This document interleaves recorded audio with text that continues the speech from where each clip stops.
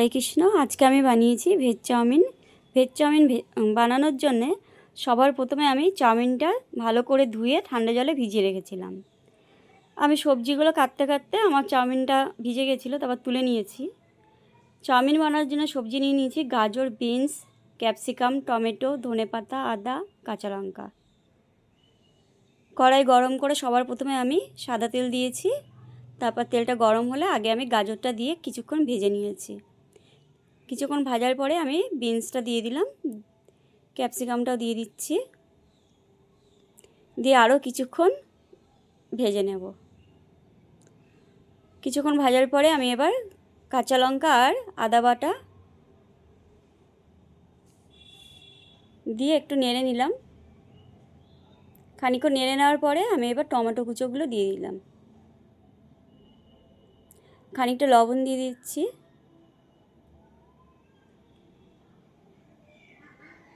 মশলার জন্য দিয়ে দিচ্ছি একটু সাম্বার মশলা, গোলমরিচের গুঁড়ো, আর আমার কাছে ম্যাগি মশলা ছিল, সেই ম্যাগি মশলাটাও আমি এর মধ্যে দিয়ে দিচ্ছি।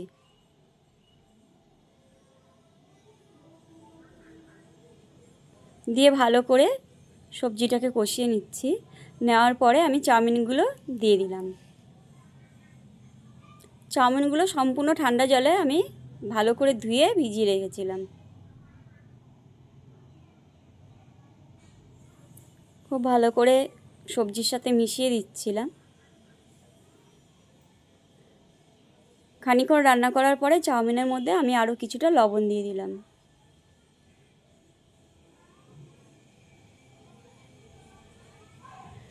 চাউমিনটা এবার হয়ে এসছে, এবার আমি ধনেপাতা কুচিও দিয়ে দিচ্ছি খানিকটা।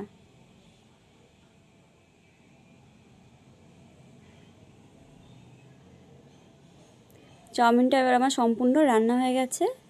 এবার আমি ভগবানের ভোগের জন্যে গুছিয়ে নেব। ভগবানের ভোগের জন্য গুছিয়ে নিলাম। এর মধ্যে আমি শুধু শসা কুচো দিয়েছি, কিন্তু এর মধ্যে খানিকটা টমেটো সস, গোলমরিচের গুঁড়ো, যদি ভুজিয়া থাকে ভুজিয়া দিয়ে পরিবেশন করলে ভালো লাগবে।